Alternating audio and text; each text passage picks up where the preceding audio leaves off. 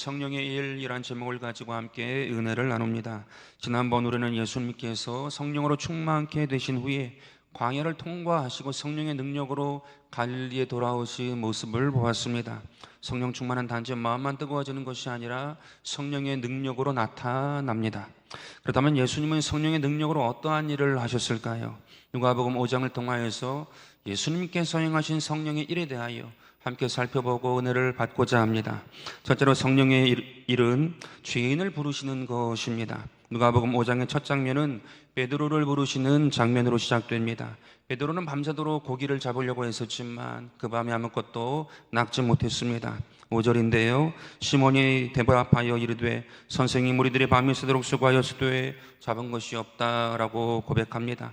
베드로는 어부로서 어느 시간에 고기를 잡아야 하는지, 어느 지점에 그물을 내려야 하는지 누구보다 잘 아는 전문가입니다. 그런데 그 밤에 베드로는 아무것도 잡지 못했습니다. 수고했지만 얻은 것이 없습니다.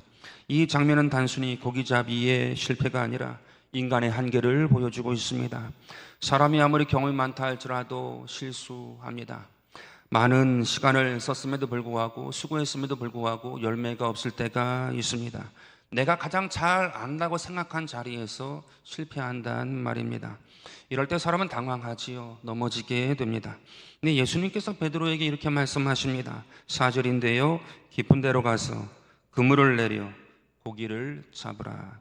베드로의 경험상으로는 맞지 않는 이야기였지요. 그러나 한번 곰곰이 살펴볼 필요가 있습니다. 왜냐하면 그 당시 갈릴리의 어부들은 밤에만 낚시를 했어요. 낮에는 낚시하지 않았습니다. 지금 상태는 낮이거든요. 그러니까 이들이 지금 낚시를 하지 않고 지금 그물을 싣고 있는 상태였습니다. 그런데 예수님께서 그 모습을 보시고 얘기하시는 거예요. 낮이냐? 낮이 되었느냐? 그러면 깊은 데로 가서 그물을 내려라 라고 말씀하고 있는 것입니다. 그들은 습관상, 그들의 전통상 밤에만 낚시했지 낮에는 낚시를 하지 않았단 말입니다. 그런데 낮이 되었느냐? 그러면 깊은 데로 가서 그물을 내리면 된다라고 이야기한 것입니다. 그 당시 갈릴리 바다는 낮에는 물고기가 깊은 곳으로 갑니다. 빛이 있으니까요. 그러나 밤에는 낮은 곳에 있어서 쉽게 그물을 던지고 쉽게 고기를 낚는 것에 익숙해 있던 사람들입니다. 그런데 낮이 되었느냐? 그러면 깊은 데로 가서 그물을 내려 고기를 잡으라고 말씀하신 것입니다. 이 말씀에 베드로가 이렇게 대답하지요. 말씀에 의지하여 내가 그물을 내리리이다. 논리적으로는 전혀 틀린 말씀이 아니었단 말입니다. 그래서 놀라운 일이 일어났는데요. 6절입니다. 그렇게 하니 고기를 잡은 것이 힘이 많아 그물이 찢어진다라고 말씀하고 있습니다. 말씀대로 행하자 실패한 고기잡이가 아니라 그물이 찢어질 정도까지 풍성하게 얻게 되었습니다. 밤새도록 수고했지만 얻은 것이 없었는데 말씀에 순종하니 하나님의 은혜를 경험하게 된 것입니다. 여러분, 오늘 우리에게도 이러한 일이 있게 되기를 바라겠습니다. 인생의 수고가 헛수고가 되지 않게 되기를 바라겠습니다. 그런데 여기서 더 중요한 것은 무엇이냐? 고기를 많이 잡은 것이 있지 않습니다. 중요한 것은 베드로가 변화되었다는 것입니다. 8절인데요. 시몬 베드로가 이를 보고 예수의 무릎 아래 엎드려 이르되 주여 나를 떠나소서 나는 죄인이로소이다 라고 고백하고 있습니다. 놀랍게도 베드로는 많은 고기를 잡았다고 신나서 으쓱해야 하지 않아요. 자기의 실력을 뽐내지 않습니다. 오히려 자기의 죄를 보았고 예수님을 보게 됩니다. 여러분, 이것이 성령의 일입니다. 성령의 일은 사람을 교만하게 만들지 않고 주님 앞에 엎드리게 합니다. 성령님이 오시면 성령님은 이렇게 우리로 고백하게 하십니다. 내가 해냈다. 내가 한 것이다. 이게 아니라 나는 주인입니다. 주님이 하셨습니다. 그런데 더 놀라운 것은 무엇이냐 하면 죄인이라고 고백하는 베드로를 예수님이 떠나지 않더란 말입니다. 베드로가 말합니다.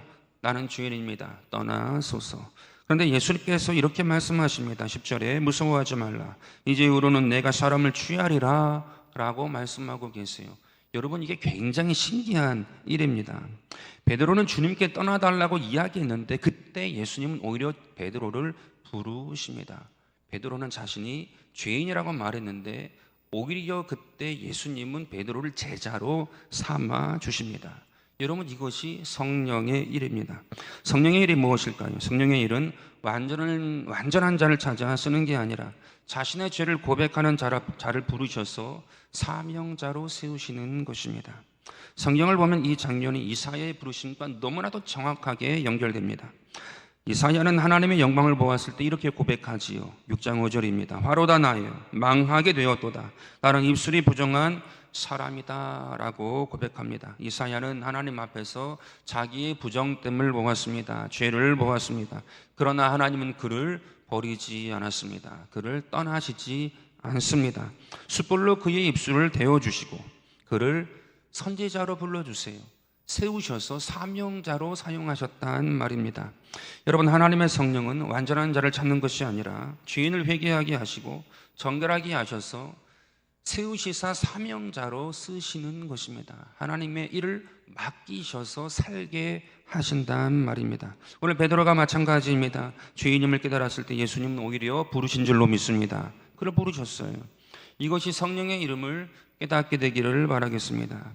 예전에 제가 교구에서 사역할 때 야외 예배를 나가면 물병에다가 소주를 담아서 홀짝홀짝 마시던 여자 집사님이 계셨단 말입니다. 그런데 제가 할 때는 지역장까지 되셔서 지역을 잘 돌보는 지역장님으로 사역하셨는데 제가 이분을 자주 생각하고 자꾸 떠오르게 되는 이유가 있어요. 뭐냐 하면 이분 집에 가서 신방을 하게 되면 저에게 자주 했던 말 중에 하나가 무엇이냐 하면 목사님, 저는 목사님이 부럽습니다. 왜냐하면 목사님은 하나님이 부르셨잖아요. 두려워할 것이 무엇이 있겠습니까? 하나님이 책임져 주시잖아요. 하나님께서 부르셨으니까 하나님이 책임져 주시니 저는 그것이 너무나도 부럽습니다 라고 이야기하던 지역장님이셨습니다. 물론 그분도 하나님이 책임져 주시죠. 그런데 기억나는 이유가 무엇이냐 하면 과거에 교회에서 어디 갈 때 소주를 담아와서 마시던 그 지역자님이 하나님의 은혜를 받고 하나님이 함께 하시고 인도하시자 그러한 말까지 고백까지 할 수 있는 분이 되었다는 것이 얼마나 놀라웠는지 모릅니다. 여러분, 이것이 성령의 일입니다.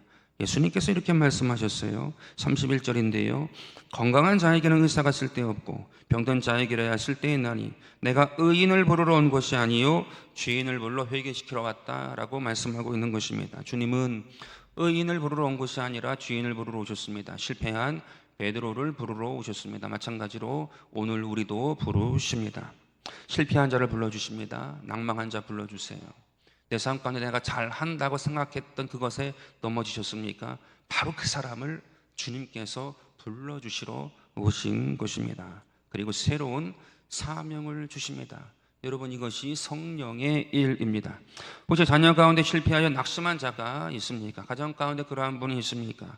오늘 성령께서 불러주시기를 기도합니다. 주께서 잊지 않으세요. 그 이름을 기억하세요. 그 영혼을 기억하세요. 반드시 새로운 사명을 허락하실 줄로 믿습니다. 이러한 소망을 가지고 날마다 주님께 기도하고 간구하는 하나님의 귀한 백성 되기를 주의 이름으로 축원드립니다. 둘째로 성령의 일은 부정한 자를 깨끗하게 하십니다. 여러분, 이것이 무슨 말일까요? 오늘 보면 12절인데요. 예수께서 한 동네에 계실 때에 온몸에 나병 들린 사람이 있어서 예수를 보고 엎드려 구하여 이르되 주여 원하시면 나를 깨끗하게 하실 수 있습니다 라고 이 환자가 고백합니다. 이 사람은 온몸이 나병 들린 사람입니다. 성경에서 나병은 우리가 아는 바와 같이 육체적으로 고통스러웠을 뿐만 아니라 율법적으로도 부정한 것으로 인정되어서 사회에서 격리되었던 사람, 버림받았던 사람입니다. 레위기 13장 45절에 보니까 나병 환자에 대해 이렇게 이야기합니다. 나병 환자는 옷을 찢고 머리를 풀며 윗입술을 가리고 외치기를 부정하다 할 것이요 그는 부정한즉 혼자 살되 진영 밖에서 살라라고 말씀하고 있습니다. 나병 환자에게 가장 큰 문제가 무엇입니까? 병도 병이지만 가족과 함께 할 수 없어요. 믿음이 있어도 성전에 가서 예배를 드릴 수가 없습니다. 공동체에서 완전히 버려진 사람이 나병 환자입니다. 그는 병든 사람이면서 동시에 외로운 사람이었고요, 버림받은 사람이었습니다. 그래서 나병 환자는 몸만이 아니라 마음도 부서진 자예요. 몸과 마음이 부서진 자의 대표가 나병 환자입니다. 그런데 그런 사람이 예수님 앞에 와서 엎드렸던 것입니다. 그리고는 이런 고백을 합니다. 주여 원하시면 나를 깨끗하게 하실 수 있습니다. 여러분, 이 장면이 굉장히 놀라운 장면이에요. 왜냐하면 제가 묵상하다가, 이 나병 환자 묵상하다가 은혜를 받았거든요. 오랫동안 무시당하고 외로움 가운데 빠져있던 사람이라면 대개 원하든 원치 않던 냉소적으로 변하게 됩니다. 그리고 누군가에게 엎드리거나 도움을 구하기보다는 상대를 피해버려요. 아니면 더 공격적으로 이야기하는 경우가 훨씬 더 많습니다. 왜냐하면 누군가에게 엎드리거나 도움을 구하는 것이 자신을 더 비참하게 만든다고 생각하기 때문입니다. 목회하면서 그런 분들을 많이 보았거든요. 분명히 도움이 더욱 필요한 분들인데 더 자존심을 세웁니다. 더 모질게 말하는 것을 많이 들었습니다. 처음엔 저도 이해가 되지 않았어요. 왜 그럴까? 그런데 그 이유는 자신이 더 비참해진다라고 생각했기 때문이었습니다. 그런데 이 환자는 예수님께 와서 엎드렸지요. 그리고 도움을 구했습니다. 이것은 일반인이 생각할 수 있는 믿음보다 더 간절하고 큰 굉장한 믿음입니다. 그는 예수님의 능력을 의심하지 않았고요. 주님은 고칠 수 있다는 믿음이 있었습니다. 그러나 두려움도 함께 있었습니다. 주님의 나 같은 사람도 불쌍히 여겨주실까? 사람들은 나를 가까이 하지 않는데 주님께서 나를 가까이 하실까? 사람들이 나를 부정하다고 말하고 나를 부정하여서 가까이 하지 않는데 주님은 나를 만져주실까? 그때 예수께서 이렇게 하셨어요. 13절인데요. 예수께서 손을 내밀어 그에게 대시며 이르시되 내가 원하노니 깨끗함을 받으라 하신대 나병이 곧 나음받습니다. 나병이 곧 떠나게 되었습니다. 아멘. 예수님은 손을 내미셨고요. 그를 만지셨습니다. 왜 예수님은 굳이 손을 내미셨을까요? 이것도 묵상이 되더라고요. 그리고 왜 굳이 나병 환자를 만지셨을까? 징그럽잖아요. 고름이 흐를 수도 있거든요. 형편없는 모습이거든요. 징그러워서 가까이 하기가 싫은 그러한 사람이 나병 환자인데 왜 굳이 손을 내밀어서 만지셨을까? 여러분, 이 부분도 묵상하면 주님의 마음에 감동이 됩니다. 그 사람에게 필요한 것은 병이 나는 것도 있지만 마음의 회복이 필요했기 때문입니다. 그에게 정말 필요한 것은요, 병 고침만이 아니라 다시 사람들에게 받아들여지는 것이었습니다. 주님의 사랑은 몸과 마음을 온전케 하는 회복인 줄로 믿습니다. 이것이 성령의 일이에요. 성령의 일은 부정한 자를 멀리하는 것이 아니라 부정한 자를 깨끗게 하는 일입니다. 정결하게 하십니다. 적용해 보겠습니다. 오늘날 우리 일상에서는 나병 환자를 쉽게 볼 수 있지 않습니다. 그런데 나병 환자를 대하는 태도는 여전히 우리에게 있습니다. 무슨 말이냐? 세상은 깨끗한 사람끼리 모이려고 합니다. 속된 말로 끼리끼리만 모이려고 합니다. 그런데 가만히 보면 교회에서도 부정한 사람을 밀어냅니다. 저는 우리 교회는 없다라고 생각합니다. 그런데 많은 교회에서 이러한 모습을 볼 수 있습니다. 새로운 신자가 오게 되면 신앙이 부족하다고 밀어냅니다. 세상 때가 아직 벗어지지 않았다고 싫어합니다. 누구도 다가가지 않아요. 교회의 문턱이 높아도 너무너무 높단 말입니다. 그런데 성령의 일은 그렇지 않아요. 예수님은 부정한 자를 피하지 않으셨습니다. 다가가셔서 손을 내미셨습니다. 예수님은 그를 깨끗하게 하셨고요. 몸과 마음을 온전케 하셨습니다. 성경을 보니까 이것은 열왕기하 5장에 등장하는 나아만 장군의 이야기와 너무나도 유사합니다. 그는 큰 용사였고 왕의 신임을 받은 사람이었지요. 그는 능력이 있었지만 자신이 해결할 수 없는 문제가 있던 사람이었습니다. 성경이 그를 이렇게 말합니다. 열왕기하 5장 1절에 그는 큰 용사이나 나병 환자였다라는 것입니다. 방점이 어디에 있어요? 용사에 있잖아요. 나병 환자의 방점이 있죠. 그는 나병 환자였다라는 것이 더 부각이 된단 말입니다. 그런 능력이 있었지만 자신이 해결할 수 없는 문제를 짊어지고 사는 인생이었습니다. 그래서 나아만은 선지자를 찾아왔고요. 선지자의 말대로 그는 요단강에 자기의 몸을 담그게 됩니다. 그러자 우리가 아는 대로 열왕기하 5장 14절에 나아만이 이에 내려가서 하나님의 사람의 말대로 요단강에 7번을 잠그니 그의 살이 어린 나이에 살같이 회복되어 깨끗하게 되고 맙니다. 부침을 받고 말지요. 이방인일지라도 하나님의 말씀에 순종하니까 깨끗해졌습니다. 정결하게 되었습니다. 여러분, 이것이 성령의 일입니다. 성령님은 부정하다고 밀어내지 않으세요. 깨끗게 하시는 분이십니다. 그에게 있는 능력이 그에게 전이 되는 것입니다. 여러분, 이것이 성령의 일입니다. 그런데 누가복음 5장의 예수님은 선지자보다 더 크신 분이십니다. 크신 주님이 친히 말씀하셨어요. 내가 원하노니 깨끗함을 받으라. 예수님은 단지 병만 고치시는 분이 아니시고 사람을 정결하게 하시는 분이십니다. 그의 능력이 나아가는 분이세요. 그것이 성령의 일입니다. 우리에게 다시 적용해 보겠습니다. 주님 앞에 내놓기 부끄러운 나의 모습이 있습니다. 없을 수도 있겠지만 대부분의 분들은 다 있습니다. 저에게도 있습니다. 사람들에게 말하지 못하는 과거 또한 상처 있을 수 있습니다. 복잡한 것들이 나의 삶 가운데에 얽혀 있을 수 있단 말입니다. 그래서 마음이 위축됩니다. 주님, 저 같은 사람도 괜찮겠습니까? 이 더러움도 깨끗하게 될 수 있겠습니까? 마음이 위축되니 이러한 생각이 종종 들어온단 말입니다. 근데 주님께서 오늘 우리에게 말씀하세요. 내가 원하노니 깨끗함을 받으라. 주님의 능력이 나아가는 거예요. 우리에게 깨끗함을 받으라고 말씀하십니다. 여러분, 이것이 성령의 일입니다. 성령님은 빛으로 우리를 조명하시죠. 환한 빛으로 우리를 드러내세요. 다 드러내십니다. 그런데 성령님은 정죄하는 데서 끝내시는 것이 아니라 우리를 정결하게 하십니다. 가까이 오셔서 싸매어 주시고요, 부정한 자를 만져주시고 회복시켜 주시는 분인 줄로 믿습니다. 여러분, 오늘 본문의 나병 환자는 숨지 않았습니다. 모진 말 하지도 않았습니다. 사람들의 시선이 있었음에도 불구하고 예수님께 나아가 엎드렸습니다. 그리고 구하였습니다. 주여, 원하시면 나를 깨끗하게 하실 수 있습니다. 오늘 우리도 이렇게 나아가 구하게 되기를 바라겠습니다. 감추고 싶은 상처가 있습니까? 감추고 싶은 아픔이 있습니까? 스스로의 힘으로 이 짐을 벗을 수가 없는 그런 생각하는 짐이 있습니까? 여러분은 오히려 잘 되셨어요. 이 시간 주님께 나아가게 되기를 바라겠습니다. 주님께서 우리를 온전케 하실 줄로 믿습니다. 여러분, 이것이 성령의 일이에요. 이것이 성령의 역사입니다. 오늘 저와 여러분의 삶 가운데 그 성령님을 모시게 되기를 바라겠습니다. 이러한 주님의 은혜를 체험하는 저와 여러분 되기를, 우리 교회가 되기를 주 예수 이름으로 축원드립니다. 셋째로, 성령의 일은 절망한 자를 일으킵니다. 오늘 보면 17절인데요. 하루는 가르치실 때 갈릴리의 각 마을과 유대와 예루살렘에서 온 바리새인과 율법 교사들이 앉았는데 병을 고치는 능력이 예수와 함께 있다 라고 설명하고 있습니다. 놀라운 표현이 있는데 병을 고치는 능력이에요. 이 말은 예수님이 가시는 곳마다, 계신 곳마다 병이 나았다는 이야기입니다. 근데 이 능력은 단지 병만 고치는 능력이 아니라 말씀을 보면 죄사함을 선포하고 인생을 다시 살리고 하나님께 영광을 돌리는 능력이었습니다. 그 예로 18절인데요. 한 중풍병자가 등장합니다.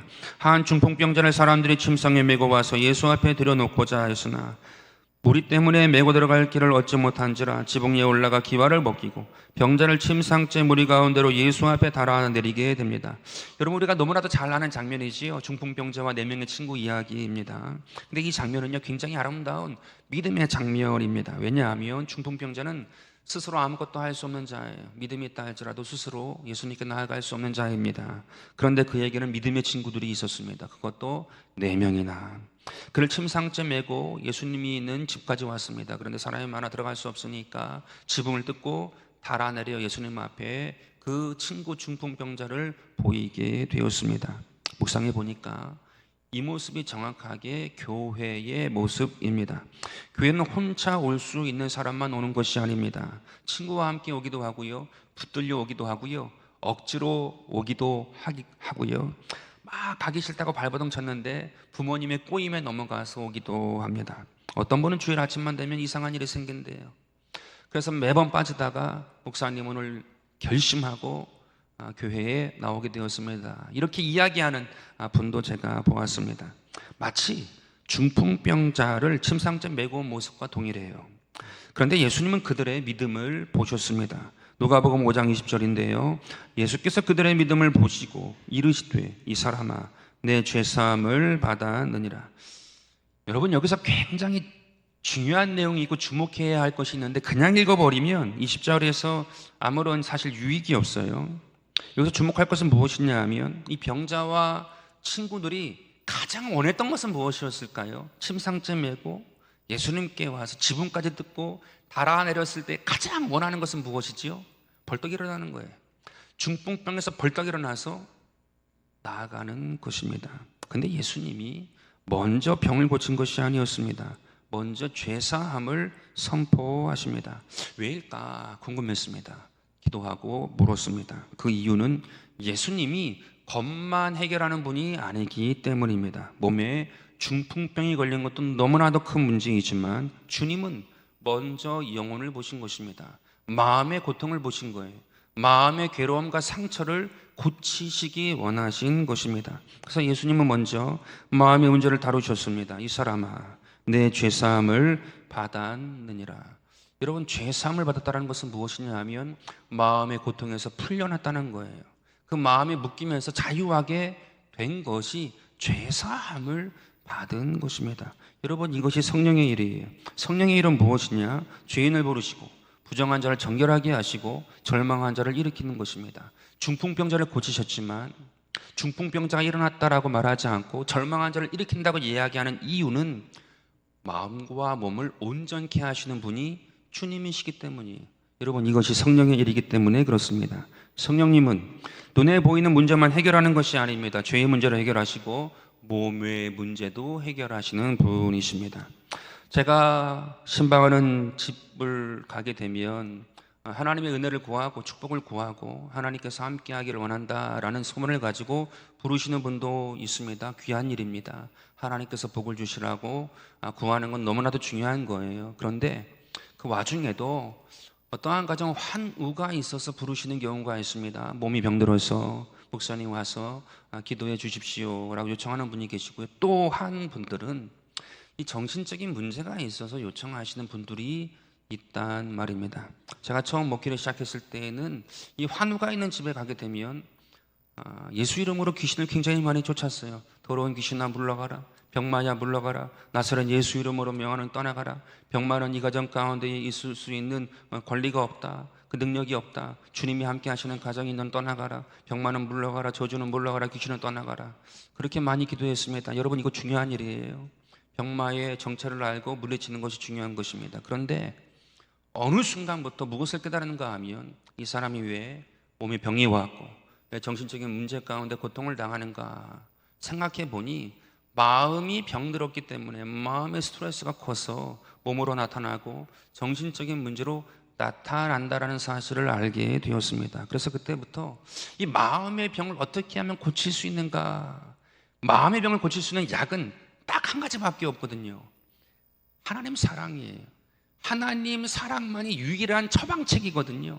그래서 그때부터는 이 환우가 있는 집에 가게 되면 저는 그러한 설교를 하게 됩니다. 물론 병마의 저주도 물리치지만 대부분의 시간, 대부분의 내용은 하나님이 당신을 사랑한다고 이야기해 줍니다. 병중에 있지만 하나님은 당신을 잊지 않습니다.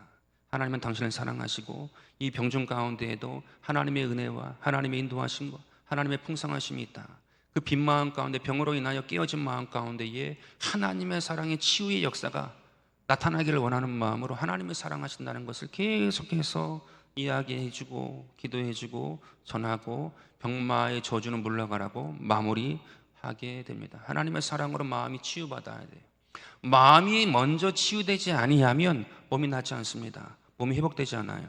그런 것을 많이 보았거든요. 사고로 몸이 불편하게 된 분도 동일해요. 아니, 그분은 마음이 병이 들어서 몸이 안 좋아진 것이 아닌데요. 여러분, 그렇지 않습니다. 사고가 나서 몸이 불편해진 분도 시간이 가면 갈수록 마음이 병들어 버려요. 그러니까 다시 일어날 생각을 하지 못하게 되더란 말입니다.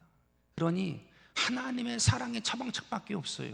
그 마음의 병이 회복되고 일어나야 사고로 인한 것도 극복하고 나아갈 수 있더란 말입니다. 그래서 하나님의 사랑을 많이 이야기해주고 마음이 힘을 얻고 일어날 수 있도록 격려해주고 기도해주고 병마의 저주를 물리치고 나오게 됩니다. 그래서 하나님의 사랑을 많이 이야기하는 거지요. 누가복음 5장 중풍병자도 그랬어요. 죄의 문제가 해결받다는 것은 무엇이냐 하면 다른 말로 하나님의 사랑을 받아들였다라는 말입니다. 주의 사랑으로 죄의 문제가 해결되자 그가 중풍병에서 일어나게 된 것입니다. 여러분, 이것이 성령의 일입니다. 그래서 성령의 일은 단지 문제만 해결하는 것이 아닙니다. 사람을 다시 살게 하는 거예요. 성령님은 몸과 마음을 온전케 하시는 분이십니다. 그 결과가 26절인데요. 모든 사람이 놀라 하나님께 영광을 돌리며 심히 두려워하여 이르되 오늘 우리가 놀라운 일을 보았다라고 다 고백하게 되었습니다. 성령의 일이 나타나자 결국 하나님께 영광이 돌아가고 모든 사람들이 다 하나님을 바라보게 되었습니다. 예수님을 보게 되었습니다. 절망한 사람이 일어나는 것을 통해서 공동체 전체가 하나님께 영광을 돌리게 되었습니다. 오늘 우리 교회 가운데에 이러한 은혜가 있게 되기를 바라겠습니다. 그러니 한 분도 한 사람도 하나님의 은혜의 사명 가운데 부름받지 아니한 분이 없어요. 몸이 곤비하시고 또 몸이 불편하시고 몸이 힘드십니까? 연세가 많으셔서 괴로우십니까? 오히려 하나님께서 쓰실 줄로 믿습니다. 하나님께서 오히려 하나님의 영광을 드러내는 통로로 사용하실 줄로 믿습니다. 그러니 한 사람도 예외가 없어요. 하나님의 은혜 가운데 예외가 없어요. 하나님의 부르심 가운데 예외가 없고 하나님의 함께 하시면 예외가 없습니다. 그것을 기억하고 주님 바라보고 함께 주께 영광 돌리고 하나님의 역사를 함께 목도하고 하나님을 바라보는 우리 교회 우리 모든 성도가 되기를 주의 이름으로 축원드립니다. 그러므로 오늘 우리가 이렇게 기도하기 원합니다. 주님, 우리에게 성령의 일을 행하여 주옵소서. 절망한 자가 일어나게 하여 주옵소서. 죄책감 가운데 있는 자가 있습니까? 죄사함의 은혜를 부어 주옵소서. 병든 몸을 고쳐 주옵소서. 우리 교회가 절망한 자를 일으키는 하나님의 교회가 되게 하여 주옵소서. 아멘. 이렇게 날마다 기도해야 할 줄로 믿습니다. 말씀을 마무리합니다. 예수님의 사역은 성령의 일이었습니다. 성령님은 누구라도 부르시는 분이십니다. 성령의 일은 죄를 고백하게 하고 사명을 주셔요.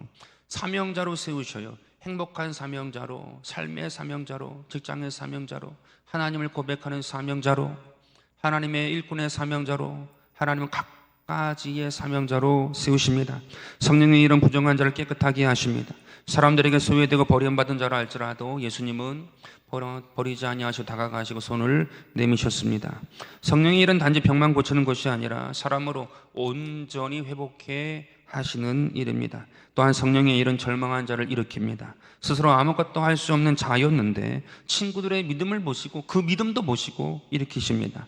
스스로 아무것도 할 수 없는 자일지라도 하나님께서 함께 하신 것입니다. 우리 교회가 아름다운 신앙의 친구 되기를 바라겠습니다. 우리가 아름다운 믿음의 사람들이 되기를 바라겠습니다. 주님은 먼저 영혼을 살리십니다. 사랑으로 마음을 일으키십니다. 그리고 병도 고쳐주십니다.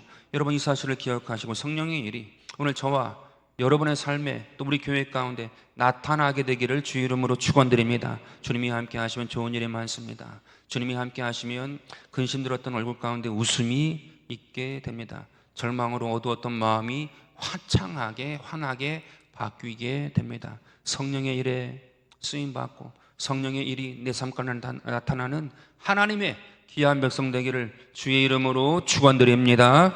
아버지 하나님 은혜와 사랑을 감사드립니다. 성령의 일에 대하여 우리가 함께 듣고 배웠습니다. 오늘 이 시간에 나를 불러주시고 나의 삶 가운데에 깨끗하게 하시고 하나님께서 이 시간 절망한 우리를 일으키시니 감사드립니다. 내가 이 은혜를 받았으니 이 성령의 일의 통로로 쓰임받기 원합니다. 아버지 하나님 함께 하셔서 가정마다 일터마다 이 교회 위에와 나라와 민족 가운데에 성령 하나님께서 성령의 일을 행하시고 복되게 하여 주옵소서. 살아계신 예수 그리스도 이름으로 기도드립니다. 아멘.